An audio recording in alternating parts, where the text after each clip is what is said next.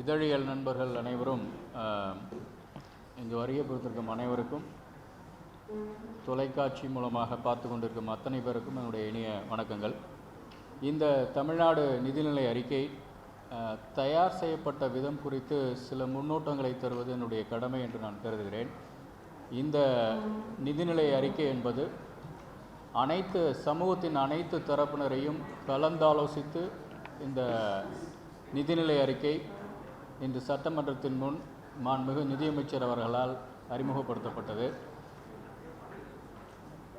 தமிழ்நாடு முதலமைச்சருடைய economic advisory council என்று சொல்லக்கூடிய அந்த பொருளாதார அறிஞர்கள் இடம்பெற்றிருக்கும் அந்த குழுவில் இருக்கக்கூடிய அறிஞர்கள், புகழ்பெற்ற பொருளாதார அறிஞர்கள் திரு ரகுராம் ராஜன், திரு அரவிந்த் சுப்பிரமணியம், ஜான் ரேஸ் மட்டுமின்றி நோபல் பரிசு பெற்ற எஸ்தர் டெஃப்லோ உட்பட்ட அனைத்து பொருளாதார அறிஞர்கள் அவர்களிடம் கலந்தாலோசிக்கப்பட்டது. உலக புகழ்பெற்ற பொருளாதார அறிஞர்களிலிருந்து ஊராட்சி ஒன்றிய பெருந்தலைவர்கள் வரை ஆலோசனை நடத்தப்பட்டது.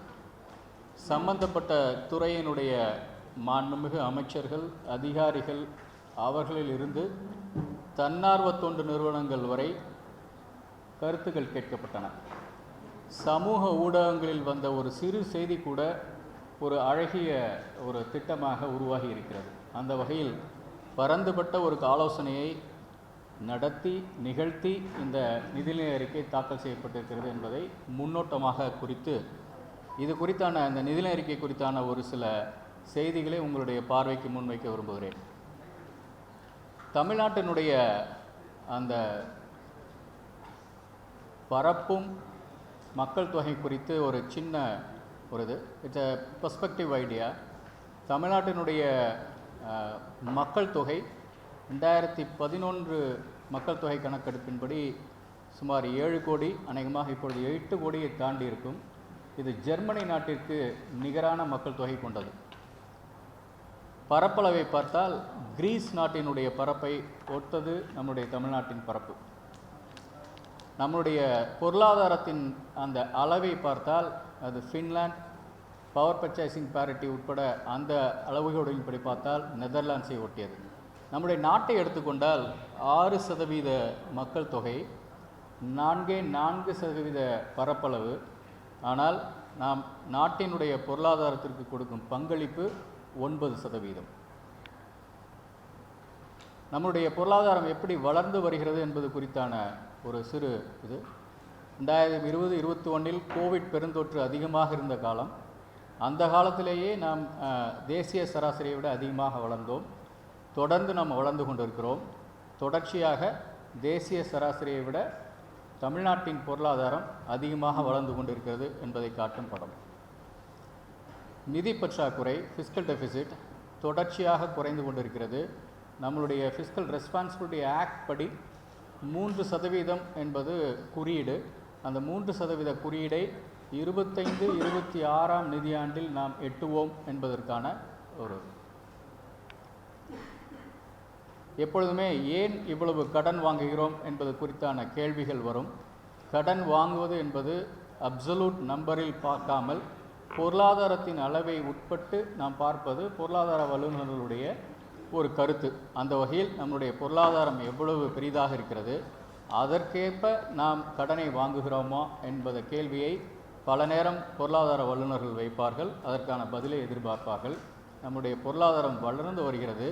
வளர்ந்து வரும் பொருளாதாரத்தில் 28% கீழ் நீங்கள் ஒரு மாநிலம் கடன் வாங்கக்கூடும், வாங்கினால் டெட் சஸ்டைனபிலிட்டி இருக்கும் என்று நிதிக்குழு பரிந்துரைக்கிறது.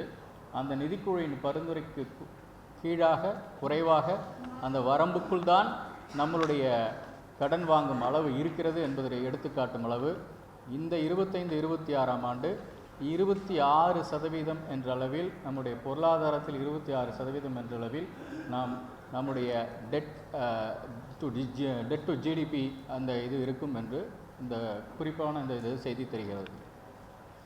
நம்முடைய வருவாய் பற்றாக்குறை உங்களுக்கு அனைவருக்கும் தெரிந்திருக்கும். நம்முடைய வருவாய் வரவினங்களுக்கும் செலவினங்களுக்கும் உள்ள இடைவெளி அது எப்படி குறைந்து கொண்டிருக்கிறது என்று கோவிட் நேரத்தில் அதிகமாக இருந்தது. எல்லா மாநிலங்களும் நாடு உட்பட அத்தனையுமே வந்து ரெவன்யூ டெபிசிட் அதிகமாக இருந்தது. அது குறைந்து கொண்டே வந்து 25-26ஆம் ஆண்டு 1.17% இருக்கும். கணக்கில் பார்த்தீங்கன்னா 2024-25ஆம் ஆண்டு சென்ற வருடம் நாம் நிதிநிலை அறிக்கை தாக்கல் செய்தபோது 49,000 கோடி வருவாய் பற்றாக்குறையாக இருக்கும் என்று மதிப்பிடப்பட்டு இந்த வருடமே நாம் 3,000 கோடி குறைத்திருக்கிறோம். அடுத்த வருடம் இது 41,000 கோடி அளவிற்கு இது குறையும். அந்த அளவுக்கு நம்மால் நிதி மேலாண்மை செய்ய முடிந்திருக்கிறது என்பது இதில் குறிப்பிடத்தக்க விஷயம். கூட இன்னும் சொல்ல வேண்டுமென்றால் ஒன்றிய அரசிடமிருந்து நமக்கு வரவேண்டிய பல நலத்திட்ட உதவிகள் வராமலேயே நாம் 41,000 கோடி அளவிற்கு குறைத்திருக்கிறோம்.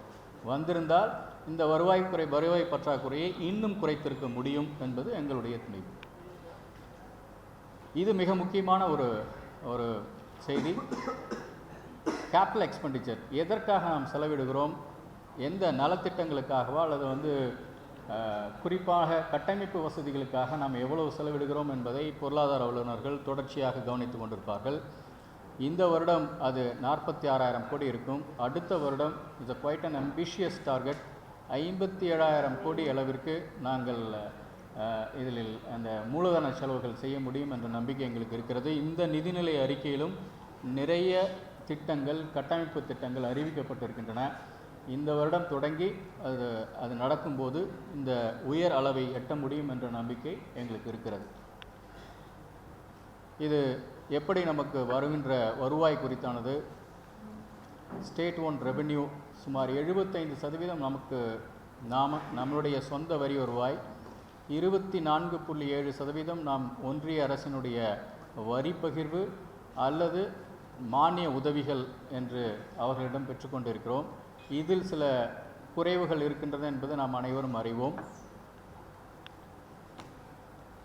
இது ஒவ்வொரு ஆஸ்பெக்ட்லேயும் இதில் ஜிஎஸ்டி அந்த போர்ஷன் வந்து நம்ம வந்து நல்லா பண்ணிகிட்ருக்கோம். கண்ட்ரியில் ஆவரேஜ் க்ரோத்தை விட நம்மளுடைய ஜிஎஸ்டி க்ரோத் நல்லாயிருக்கு. 22% நம்மளுடைய க்ரோத் வந்து இருக்குது. It's one of the highest in the country. VAT குறைவாக இருக்கிறது. VAT petroleum and as well as liquor. Stamp டியூட்டியை பொறுத்த வரைக்கும் 14% நமக்கு வந்து க்ரோத் இருக்குது. மோட்டார் வெஹிக்கிள் டேக்ஸஸ் நல்லாயிருக்கு, 12.6%. மோட்டார் வெஹிக்கிள் டேக்ஸை பொறுத்த வரைக்கும் 3 விதமாக இருக்கும். 2 wheeler and as well as 4 wheeler and transport vehicle. அதில் டிரான்ஸ்போர்ட் வெஹிக்கிள் நல்ல க்ரோத் இருக்குது, அரௌண்ட் 12% மேலே. 4 வீலர் பொறுத்த வரைக்கும் வந்து டிசம்பர் வரைக்கும் சற்று குறைவாக இருந்தது. ஆனால் ஜனவரி மாதம் வந்து 18% வந்து அது வந்து உயர்வை காண்பித்தது. அந்த உயர்வு தக்க வைத்து கொள்ள முடியுமா என்பது எங்களுக்கு பார்த்துட்ருக்கோம், தொடர்ச்சியாக கவனிச்சுட்ருக்கோம். Motor vehicle taxes